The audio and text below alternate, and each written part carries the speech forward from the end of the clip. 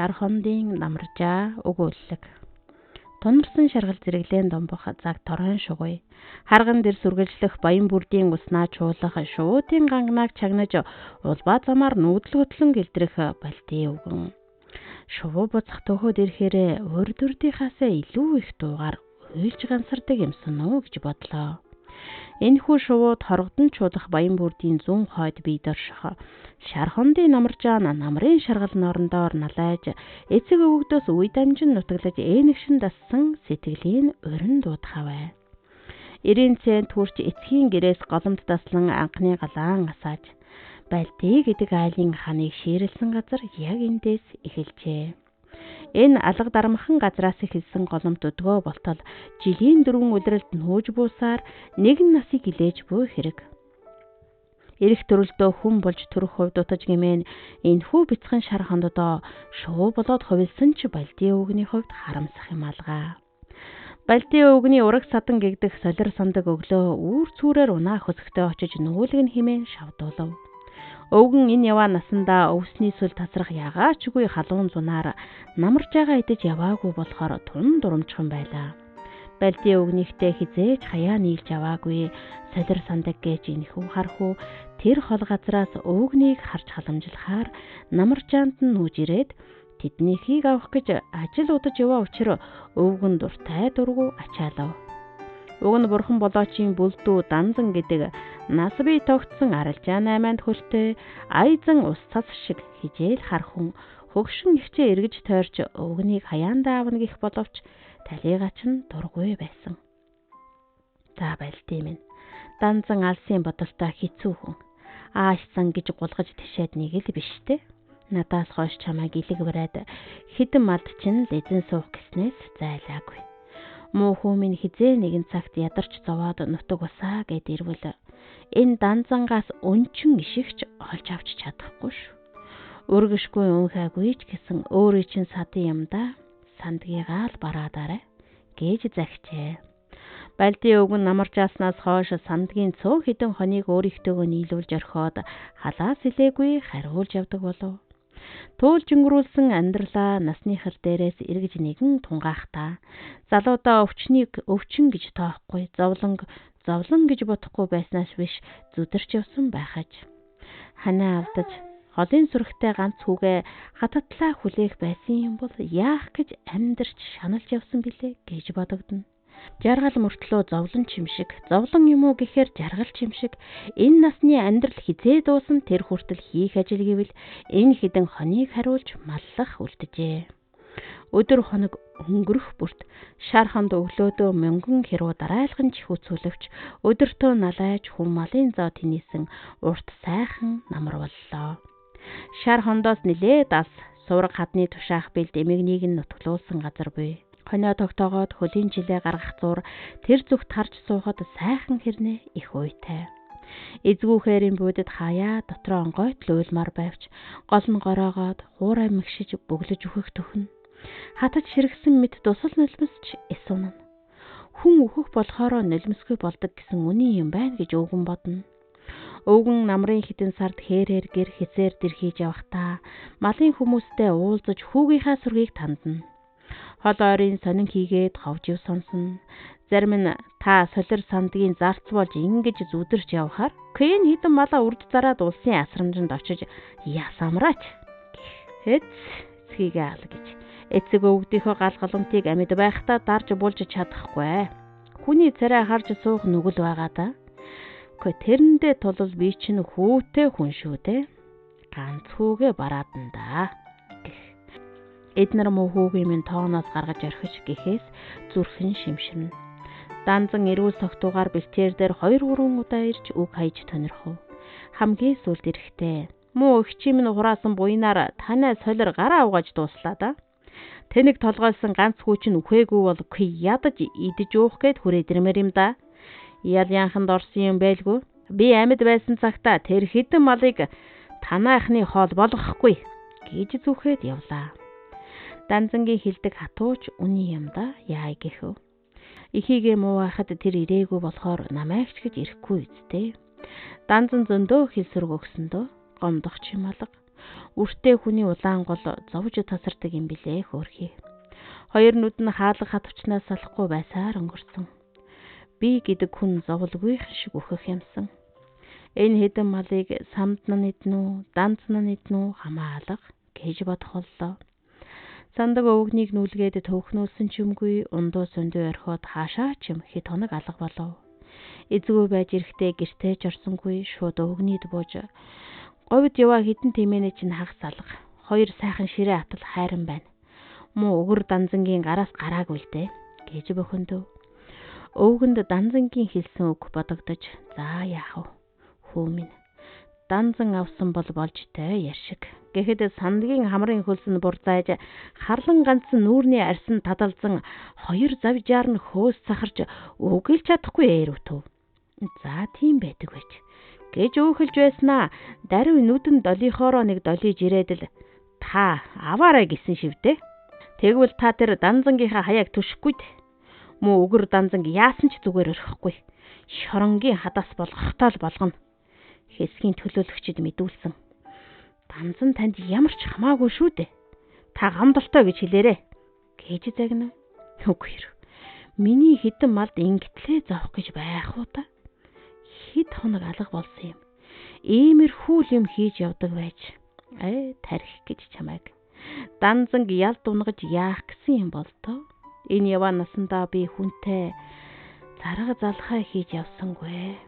Хийх ч үгүй гэж бодлоо. Сандаг баахан дүрмдэж байснаа хаалга тасасаван гарч одов. Энэ муу тахир хараа үгний хилэн татаагүй байлтай. Үгний хариу хэлэхгүй тагдүлийн юм шиг гэж их нэртэй өгүүлхэн сонсогдов. Дасаж нутгалсан намаржаан муу ханхаа хар гэрн цөмөл хүний юм шиг биш үүрхүү санагдав. Энэ ёроороо бол сандгийнхтай хаяа нийлэхгүй шинжтэй. Хөгшнөөс нь хойш жаргал зовлонгийн хуваалцаж хамт толгой хоргодож байгаа нэг муу хөгшин уурыг нь хүртэл сандгийн хоёр хүү ноолж тамлаад амар заяа үзүүлэхгүй. Тэр муур сүулдээ сандгийнхны бараанаар орох газраа олж зөвхөн зүхтаадаг болов. Атгуу сүртэл залхаж байхад гэж өвгөн бодно. Өвгөн би хүний нэл хөөхтийг ад үтсэн болох байх та гэж өвгөн тэссээр л байлаа.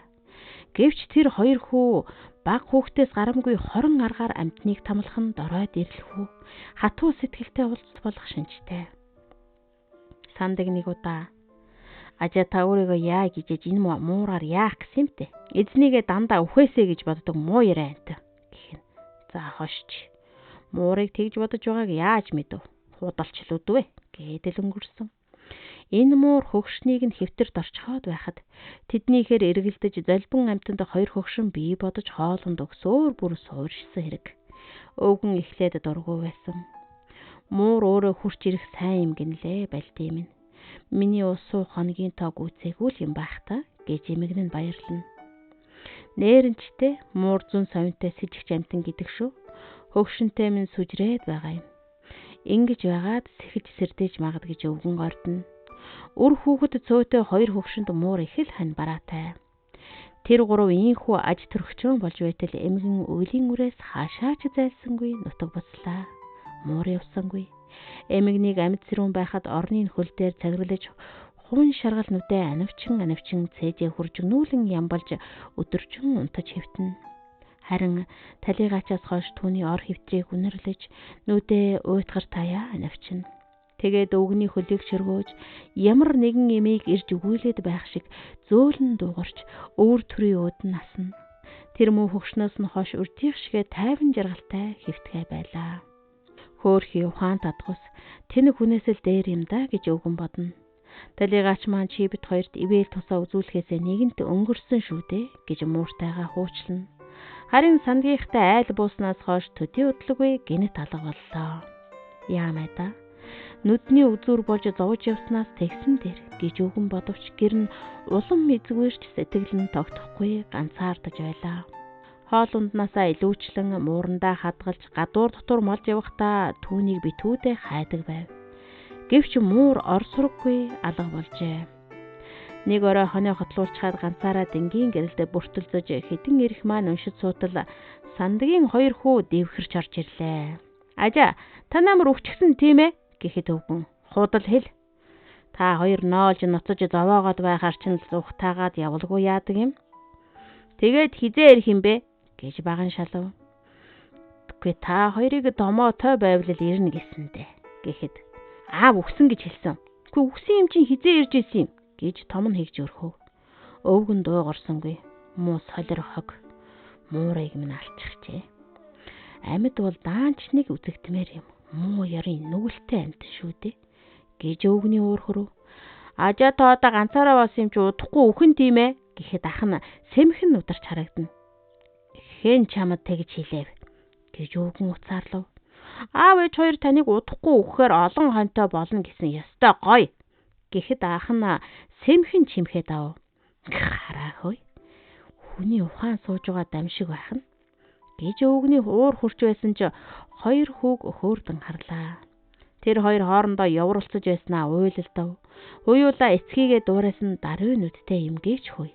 Хүний мууг л ингэж дуурайн да та нар гэж бодоод тэр хоёрыг эвлэрүүлэгчээ болж хаалгаараа гаргав. Муур эзнээ өхөөсэй гэдэг гэдэл залаад байсан. Өөрөө л намайг өгөхийг хүлээж байснаа хэлж байж. Намайг өгөхөд тэр муур сандагтай мал хөрөнгө булаацалднаа гэж бодоо юм болов. Тэгж бодож байж мэдхэл хөөрхийлэлтэй амтанда гэж сандгийг өрөвдөв. Өвгний тэр шөнийн зүүдэнд талигаа чимэгнэн орлоо. Өөрөө зүүдлээд байгаагаа мэдээд байгаа мөртлөө унтаа сэрүүний завсраар эмгэнтэйгээ уулзав. Эвэрүүл саруул яриа хөрөөн тодхон жигтээх. Хүүгээ дурсаад л уйлж байна. Зүүдэндээ ингэж уулзах чинь яасан сайхан юм дээ. Хүү сураггүй. Гэхдээ данзан сандаг хоёр намайг үхээгүй байхад хэдэн малыг минь булаацалдан заргалдаж эхэлсэн. Багаас хийж сурсан ажил болохоор хэдэн хон дагаж өдөр өнгөрөөж явна да. Тэг бушуухал үхэх юмсан. Иш байлтын минь сансны зоргоор болох биш дээ хөө. Чи бид хоёр хизээ идэж уун гэж хэдэн малыг өсгөх гэж зовж зүдэрч яв да хөөрхий. Энэ муу улсын шунал атааж утуу амьд хүнийг байтугай өгсөн намайгч амар байлгахгүй зовоож байна. Сүнс минь төрлөө олохгүй төөрч мөнгөнд явна гэж ирээдлээ хуучлав. Өглөө сэрээд бодож байхад ухаан санаанд зүүдний явдал тодорхой. Яг л саяхан зэрэгцээд сууж байсан мэт. Муу хөгшний минь сүнс урд шөн ирээд явлаа та. Чи минь төрлөө олохгүй хэдий болтол ингэж мөнгөнөж явах билээ. Гэхээс өвгөнд тэнгэр хол газар хатуу гихч болов. Тэр өдөр бурхныхаа хайрцгийг уудалж арцаар шаан боож аваад хоноо туугаад гарч өглөө. Үе тэнгийн өвгчүүл бүгд хатан гэртээ очижээ. Эрх эргүүлж буян базаасан чавнцнар л голомд сахиж үлдэж би гэдэг үүлийн үртэй толгой ханыхаа халуун гар дээр амьсгаа хураах хувьгүй амтан. Үр байлаач үртэй хүний жаргал амссангүй. Ингэж хорвоод өнчирч өөдөж явах гэжтэй гэхээс хувь заяандаа гомдов. Балти өвгөн сажилсаар зорсон газраа ирлээ. Эцэж ядарч байгаач гэж жигтэйхэн. Болдогсон бол хөгшнийхөө сүүж тавьсан газар зэрэгцэж хөвтөөд тэр чигээрээ болмоор. Арц өгүүлж аршаанаар ариулав. Муу хил амыг зайлуулахаараа нэг болж маа нэмэг зүүн шүү. Хүн хөгшрөх шиг муухай малга. Санаанаас цаашгүй амьд сүг болчхоод зүдэрч явснаас доройтсон цогцыг хээрийн бүйдэд залж орхиод шин төрөл олж ургаж цэцэглэх гэж хорвоогоос явдаг ажгүй. Хөгшин бид хоёр 60-70 насыг мянган жил туулаад хөрөмгүй хоол юм шиг санажтэй хөөрхий. Гэтэл нэгэн нас гэдэг нүд ирмэгцүүр өнгөрлөө гэж аж төрхийн явдлыг өөрийнхөө ухааны хэрээр сэтгэв. Бүхэл зан үйлээ дуусгаж элдвийг эргцүүлэн бодож суухад хавойрд намгүй. Хэд чимээгүн дундаас үүсэх жингэнсэн аялгүй хүртэл нэг мэтгэд зогсож түүний зүрхний цохилдод тархисудсны лугшилт тоодхон сонсогдно. Ямар нэгэн эвгүй зүм бэлэгтэй холбогдсон мэт хэт аниргүйд өөрийгөө мэдэрсэн байдлаас гарах юмсан гэж хүсв. Өвгөн тэнд ганцаар биш ямар нэгэн амьд амтан хамт байх шиг урд чиний зүүдэн дэрсэн эмэгний минь сүнс намайг харж байна гэж бодлоо.